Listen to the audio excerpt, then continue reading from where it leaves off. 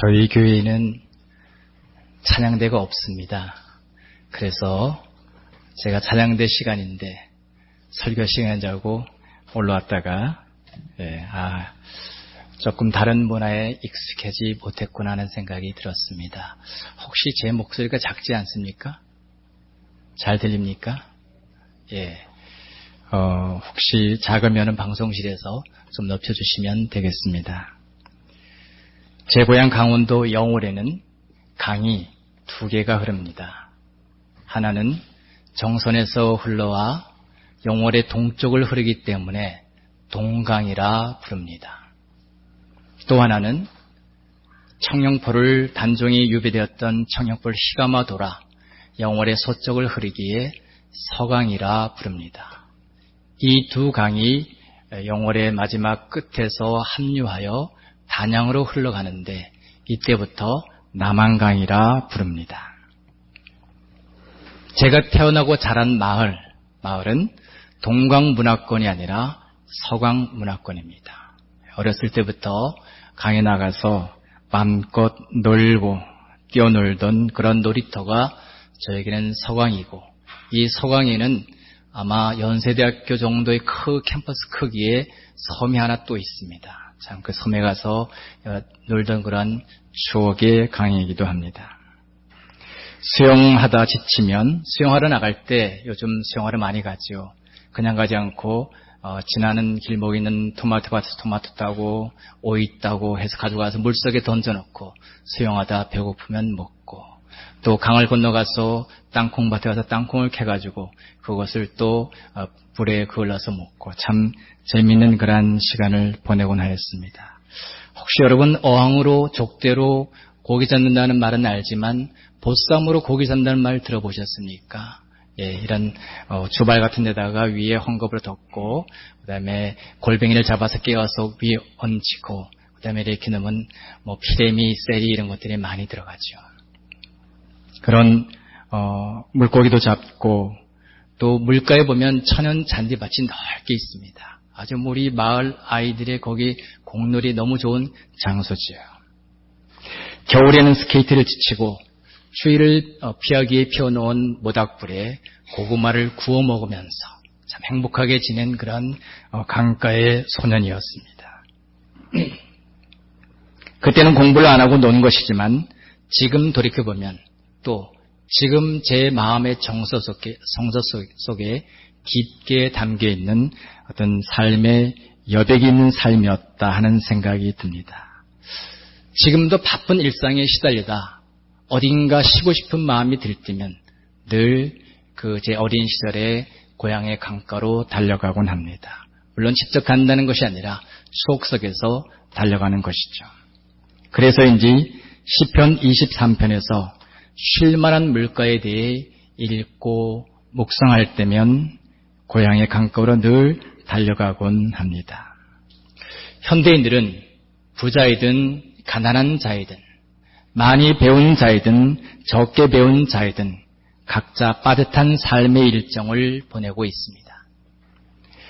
우리 모두는 뒤처지지 않기 위해 가파른 비탈의 시간을 안간힘을 다해 달려가고 있습니다. 살아남느냐 아니면 도태되느냐라는 두 가지 문법만이 지배하는 경쟁 사회에서 느림, 멈춘 것 같은 화두는 그리움의 대상만 될 뿐 우리의 삶에 질적인 변화를 가져오는 경우는 많지 않습니다. 두 곡조 사이에 쉼표를 지어버리고 부유한 노예로 전락한 사람들의 회색빛 행렬만이 늘어날 뿐입니다. 제가 방금 사용한 가파른 비탈의 시간 또는 두 곡조 사이의 쉼표, 이런 표현은 릴케의 시에서 빌려온 것입니다.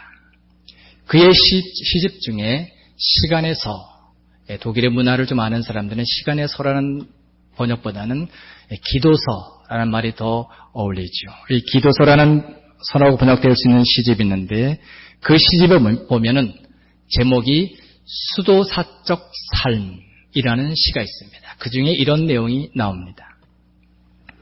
바쁘게 서둘러야 하는 이 가파른 비탈의 시간이 내 인생은 아니다. 나는 두 곡조 사이에 쉼표이려니 그 위로 오르고 싶어하는 죽음의 가락 때문에 늘 불협화음을 내는 두 곡조, 나는 그 사이의 여백. 우리의 삶을 두 곡조 사이의 쉼표, 두 곡조 사이의 여백으로 읽어내는 시인의 감수성이 놀랍습니다.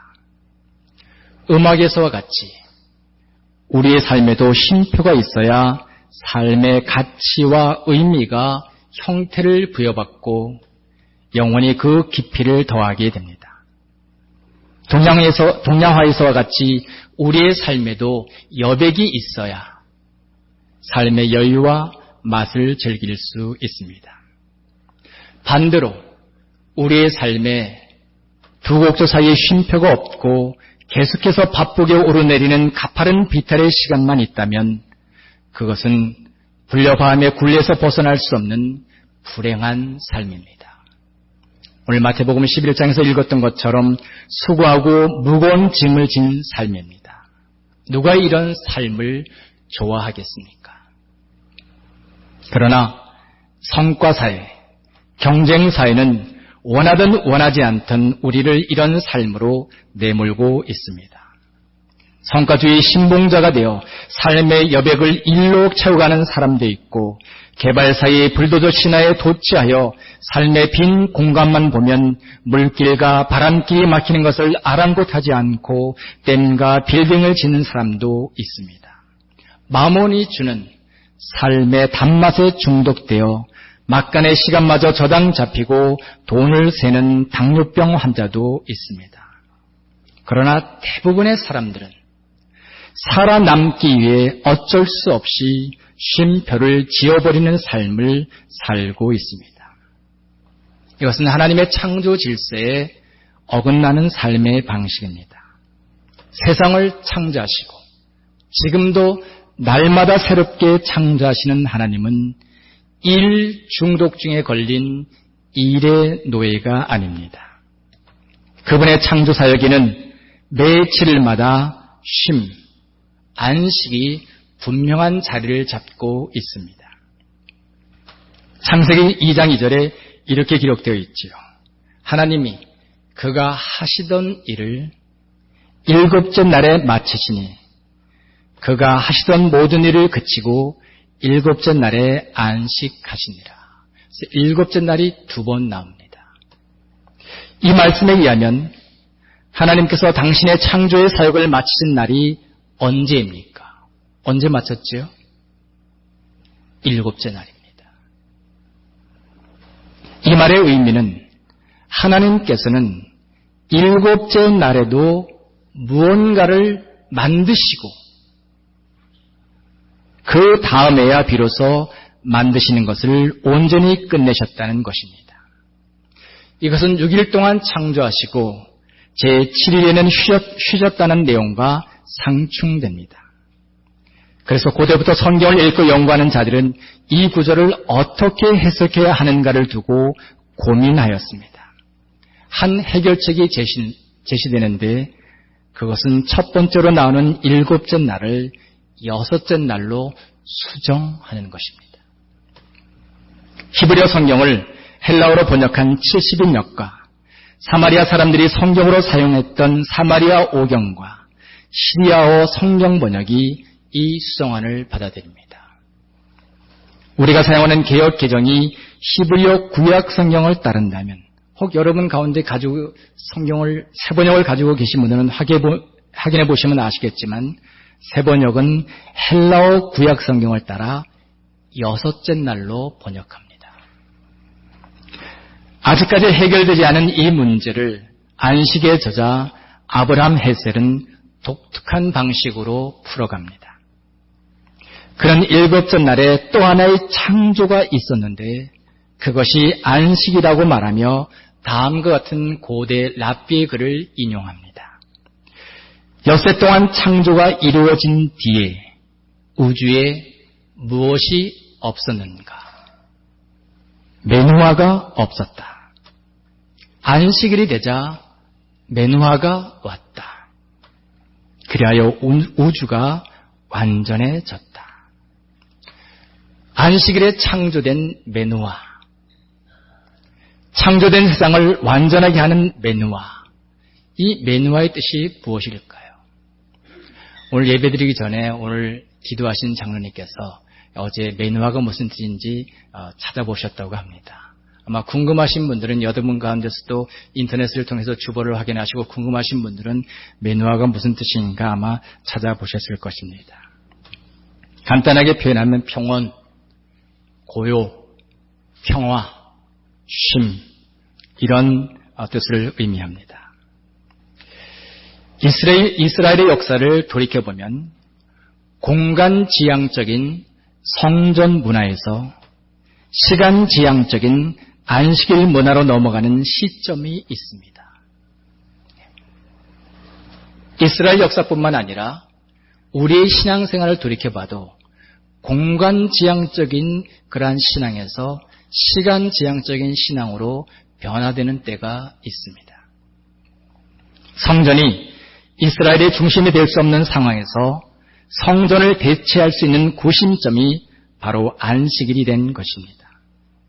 이런 안식일 문화를 따르는 헤셀과 같은 유대인들에게 있어서 대사원, 사원은 무엇인가? 그 사원은 성전이 아니라 안식일입니다. 때문에 그는 공간의 건축술이 아니라 시간의 건축술에 대해 말하며 안식일의 정수는 시간 속의 거룩함을 배우는 것이라 말합니다. 일하지 않고 쉬는 날인 안식일은 잃어버린 기력을 회복하고 더 나은 생산활동을 준비하는 정지나 막간의 날이 아닙니다. 하나님과 친밀한 사귐 속으로 들어가는 시간 속의 궁전입니다. 이 시간 속의 궁전을 지배하는 문법은 존엄성을 상실한 노동이나 정신이 없는 휴식이 아닙니다. 그것은 소란스러운 일들을 내려놓고 하나님께 집중하기 위해 멈추고 침묵하는 것입니다. 그렇다고 이런 안식일 문화가 문명을 거부하는 것은 아닙니다. 오히려 안식일은 문명을 뛰어넘는 예술을 배우고 익히는 시간 속의 성소입니다. 이날은 파괴의 무기로 둔갑하는 도구들을 사용하지 않는 날입니다. 아주 중요합니다. 적어도 우리가 안식일의 주인이신 주님을 믿는 신자라면 이 주일만큼은 파괴의 무기로 둔갑하는 도구들을 사용하지 않아야 합니다. 생존을 위해 벌이던 잔혹한 싸움을 그치고 개인적인 갈등이든 사회적인 갈등이든 모든 갈등 행위를 멈추는 날입니다. 그래서 우리 주님께서는 예배드리기 전에 형제에게 원망드릴 말은 있거든 먼저 화해하라고 말씀하셨죠. 사람과 사람 사이 그리고 사람과 자연 사이에 평화를 이루는 날입니다. 기술 문명의 우상들을 숭배하지 않는 날이요. 세계 최고의 우상인 돈으로부터 독립하는 날입니다. 우리가 천박하게 추구하던 것들을 버리고 우리의 진정한 모습을 회복하는 날이요. 우리가 본연의 자신이 되는 복에 참여하는 날입니다. 이런 안식일은 하나님의 창조 질서를 회복하고 보존하려는 신자들이 탐낼 만한 시간 속의 성소입니다. 안식일을 탐내다. 여러분 안식일을 주일을 탐내 보셨습니까? 일견 모순되는 말 같지만 매우 의미심장한 말입니다. 공간 속에 있는 사물에 대해 탐내서는 안 된다고 우리 하나님께서는 십계명 중에서 말씀하셨습니다. 그런데 이렇게 말씀하신 하나님도 탐하신 것이 있다고 생각한 신앙의 선조들이 있었습니다.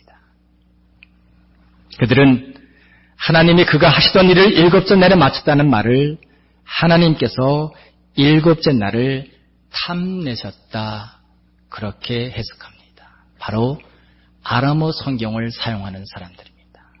아람어 성경은 하나님께서 쉬셨다는 말 대신에 하나님께서 일곱째 날을 탐내셨다로 번역합니다. 정말 생소한 언어 사용이지요. 그런데 유대교 안에서는 새로운 것이 아닙니다. 그들의 안식일 예식서에 이런 말이 들어있다고 합니다. 당신께서는 일곱째 날을 기뻐하시고 그날을 거룩하게 하셨습니다. 당신께서는 그날을 일컬어 가장 탐나는 날이라고 부르셨습니다. 정말 일곱째 날, 우리로 말하면 이 주일을 탐낼만 합니까? 유대인들은 왜 그렇게 생각하였을까요? 아마도 그것은 하나님께서 일곱째 날을 복되게 하시고 거룩하게 하셨다는 내용과 관련이 있는 것 같습니다. 여러분, 창조의 이야기 그 어디를 살펴봐도 하나님께서 거룩하게 하신 것은 없습니다. 하늘, 땅, 그리고 그 안에 있는 그 어떤 것도, 심지어는 인간도 거룩한 존재로 등장하지 않습니다. 때문에 하나님께서 일곱째 날을 거룩하게 하셨다는 사실은 우리가 간과해서는 안 되는 매우 중요한 사실입니다.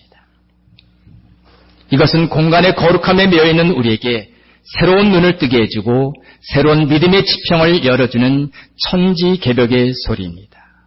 우리를 시간의 거룩함으로 초대하는 원초적인 소리요, 그 시간 속에서 영원을 만나게 하는 복된 소리입니다.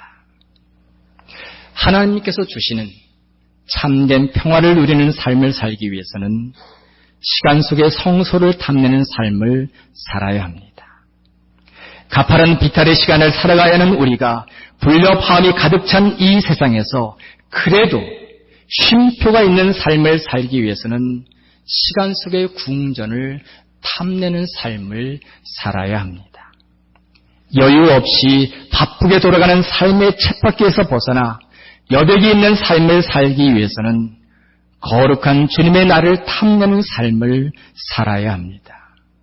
우리의 일상이 안식의 날인 주님의 날을 지향할 때, 우리의 삶이 일곱째 날을 향한 순례의 여정이 될 때, 그때 우리는 주님의 거룩함에 참여하며 진정으로 안식할 수 있습니다. 지금 이 자리가 우리의 모든 일상이 주일을 향한 순례의 여정이 될 때, 지금 이 자리가 참으로 쉬고 안식하는 메누아의 자리가 될 수 있습니다.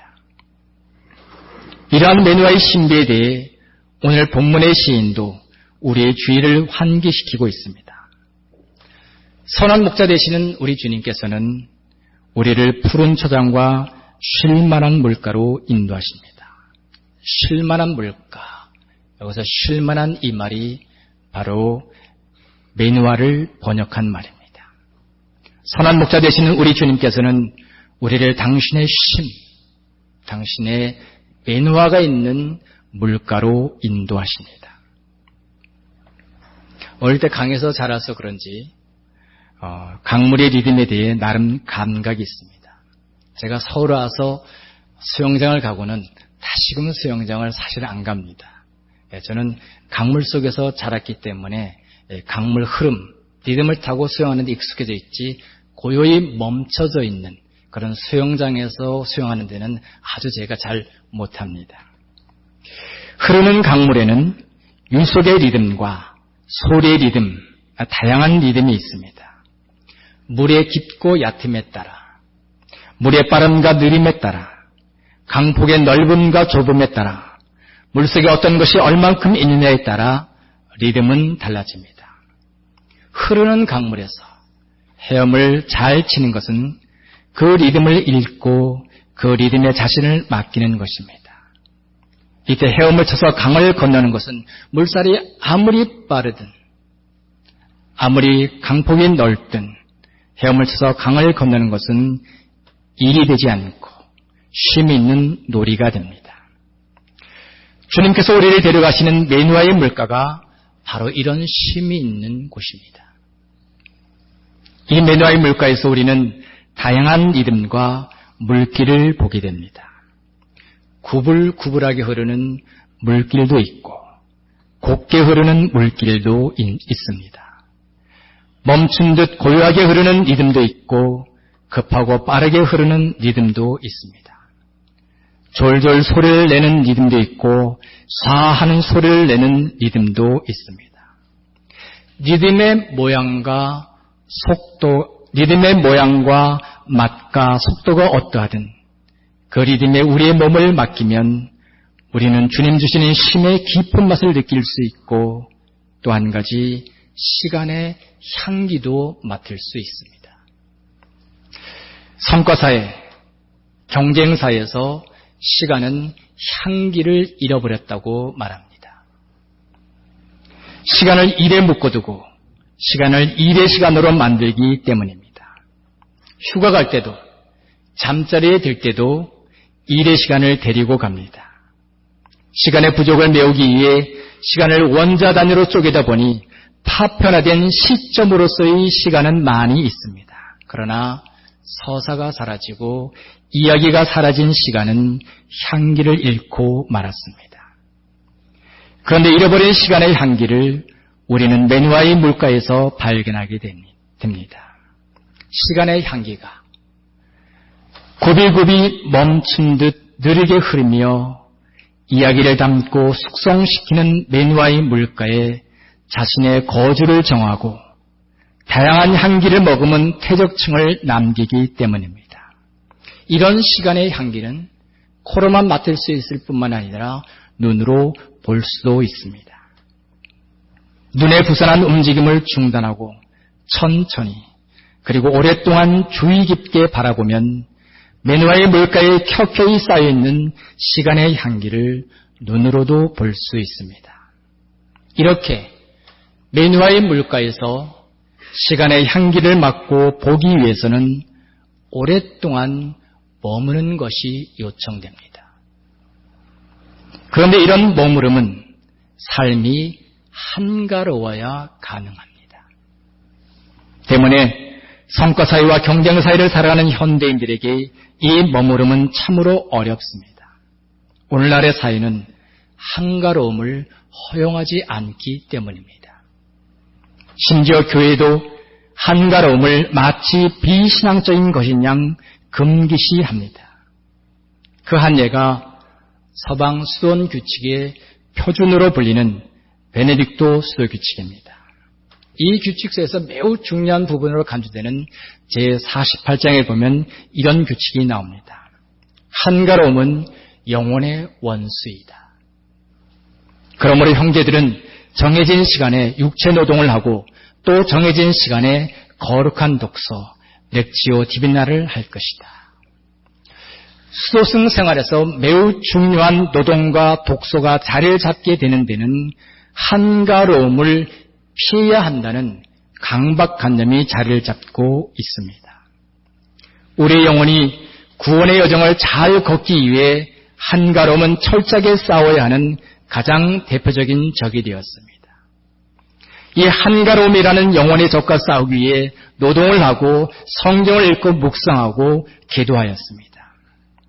이 규칙서는 노동하는 시간이나 성경을 읽고 묵상하는 시간에 한가롭게 있는 사람을 용납하지 않았습니다. 그래서 바로 그 시간에 장로나 몇몇 사람들이 수도원을 돌아다니며 그런 자들이 있는지 감독하여 그런 자가 있으면 훈계하라고 지시합니다. 다른 어느 것보다 하나님과 깊은 사귐 속에 머무는 것을 지향하였던 수도원에서조차 이런 영성 훈련을 시간 안에 가두려 하였다는 것은 아이러니입니다. 개신교의 금력주의적인 노동과 시간관념에서 자본주의 예표를 본 막스 베버의 통찰이 근거가 없는 것은 아닙니다. 그러니 노동이 자유롭게 한다. 노동이 자유롭게 한다는 구호를 내걸고 수감된 사람들을 혹사하던 낫제의 만행에 대해 무엇을 말할 수 있었겠습니까? 한가로움으로 들어가는 사람, 이런 사람은 머물 수 있습니다. 멈출 수 있습니다.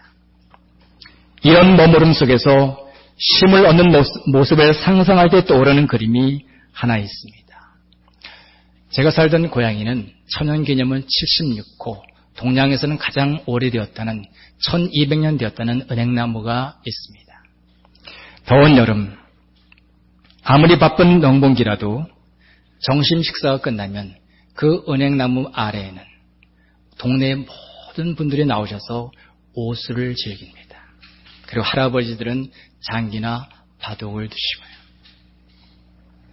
나른한 오후의 동네의 거리는 적막감이 돌 정도로 오수에 잠기곤 하였습니다.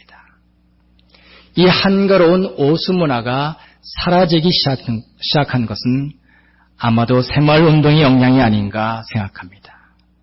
열심히 일해서 잘 살아보자는 구호에 한가로움은 마을 밖으로 추방되어야 하는 공동의 적이 되었고, 너도 나도 쳇바퀴를 열심히 돌리는 햄스터가 되어 부자가 되는 기관차에 몸을 실었습니다. 처음엔 그래도 간이역마다 기차가 서며 그곳에 변하는 시간의 향기를 나누어 주었습니다. 그러나 언제부턴가 간이역이 하나둘 사라지면서 그나마 우동을 먹던 막간의 시간마저 없어지게 되었습니다. 결국 멈춤의 시간은 자취를 감추고 빠름이 지배하는 열차 속으로 우리의 삶은 유배를 당하게 되었습니다. 이런 시대에 안식일의 주인이신 주님을 믿는 신자로 살아가기 위해 우리가 해야 하는 것은 무엇입니까? 그것은 거룩한 시간의 건축수를 배우는 것입니다.